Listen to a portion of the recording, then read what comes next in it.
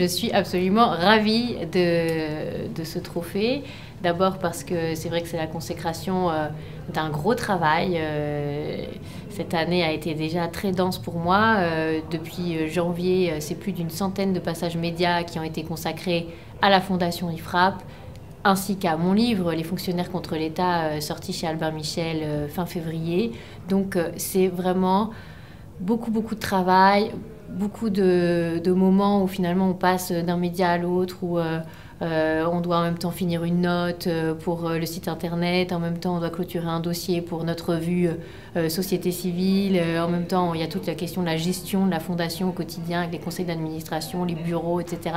Donc oui, c'est énormément de travail. Je crois que finalement ça a dû se ressentir de l'extérieur, et aussi une consécration, puisque la fondation a été reconnue comme fondation d'utilité publique seulement depuis 1 an. Donc on vient de clôturer notre premier budget de la fondation, et c'est vrai que c'est tout un symbole, c'est-à-dire que voilà, cette fondation d'utilité publique qui à la fois a une histoire puisqu'elle date de 1985, et en même temps qui est toute jeune puisque le décret de reconnaissance a été signé par le Premier ministre le 17 novembre 2009. Donc finalement, je crois que ça arrive parce que il y a eu à la fois tout ce travail de pérennisation de notre structure, de notre think tank, et de l'autre côté, ce travail aussi de communication et ce souci de cohérence. J'ai beaucoup apprécié qu'on soit nominé dans la catégorie cohérence sur la communication, parce qu'on a beaucoup à cœur à la Fondation IFRAP de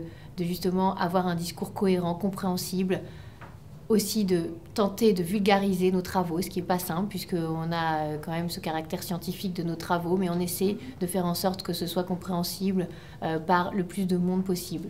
Donc c'est une grande satisfaction, mais c'est aussi le couronnement d'un travail acharné, pas simplement le mien, celui d'une équipe, une équipe très soudée, une équipe très volontaire, et petite équipe aussi, puisque on le disait, les think tanks français ont peu de moyens par rapport à leurs homologues anglo-saxons.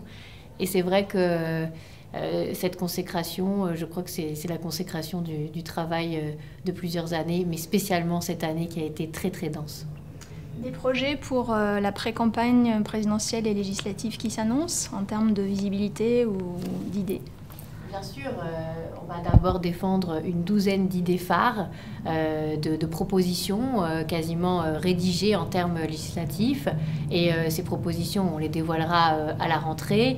Mais bien sûr, il y a des piliers dans ces propositions qui sont dans la ligne droite des travaux de la Fondation, à la fois sur la question de l'entrepreneuriat, qui est vraiment un sujet sur lequel nous sommes très en amont, c'est-à-dire que l'entrepreneuriat pour nous est l'avenir aussi des jeunes, de l'emploi des jeunes, et maintenant on ne pourra plus embaucher massivement dans le public, il faut créer des emplois marchands dans le privé, c'est quelque chose qu'on martèle, et il nous faut créer cet écosystème qui permet de créer des nouvelles start-up, et que cet ascenseur social dont on a souvent parlé en France et qui devrait être justement le symbole de l'égalité redevienne efficace, c'est-à-dire que chacun d'entre nous, de jeunes, puisse se dire je commence en bas sans quasiment avec rien et je peux aller jusqu'en haut. Et aujourd'hui il y a ce manque d'espoir qui est certainement un des sujets les plus importants pour notre société.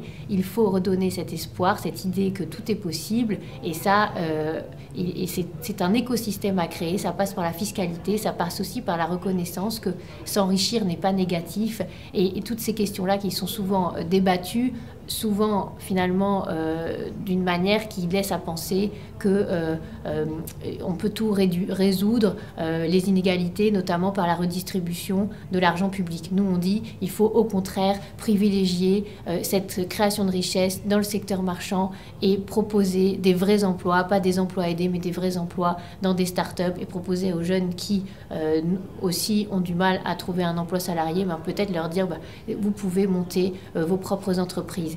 Et c'est cet espoir-là qu'il faut redonner. Ensuite, sur une autre question qui nous tient aussi à cœur, c'est la réforme de l'État, la réforme de nos administrations, qui pour nous n'a pas été accomplie par rapport à d'autres pays, et c'est ce que je dis dans mon livre.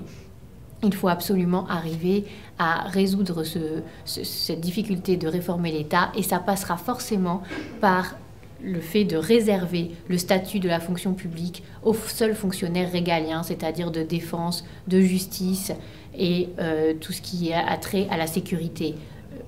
Au-delà, il faudra penser différemment nos services publics. Et c'est un enjeu majeur pour la France. D'autres pays comme l'Allemagne ont fait déjà cette révolution de façon tout à fait, finalement, homogène. Il n'y a pas eu de heurts, il n'y a pas eu de problème avec les syndicats. Et aujourd'hui, ils ont un taux de chômage inférieur au nôtre. Ils ont des entreprises qui sont plus dynamiques.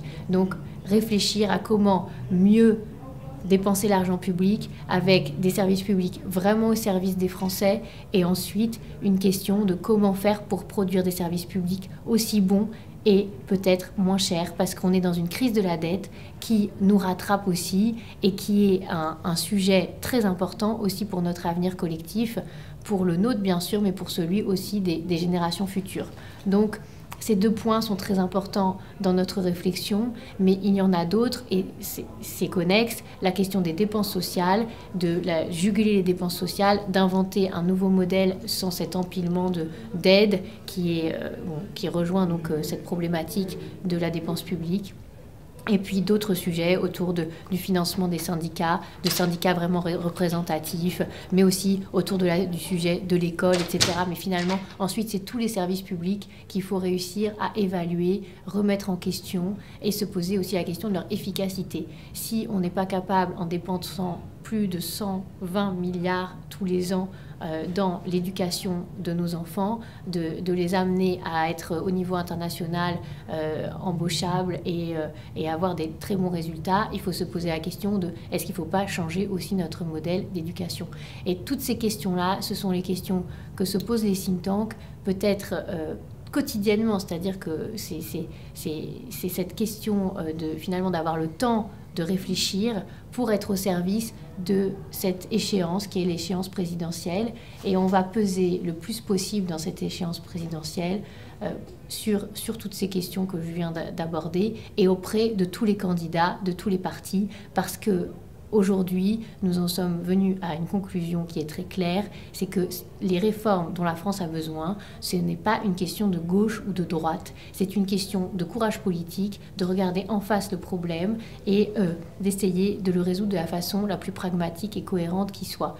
Et c'est aujourd'hui, je crois, le souci de tous les think tanks, de faire passer leurs idées et pas simplement d'être dans un camp ou dans un autre, mais d'être avant tout au service de l'intérêt général. Merci beaucoup. Merci à vous.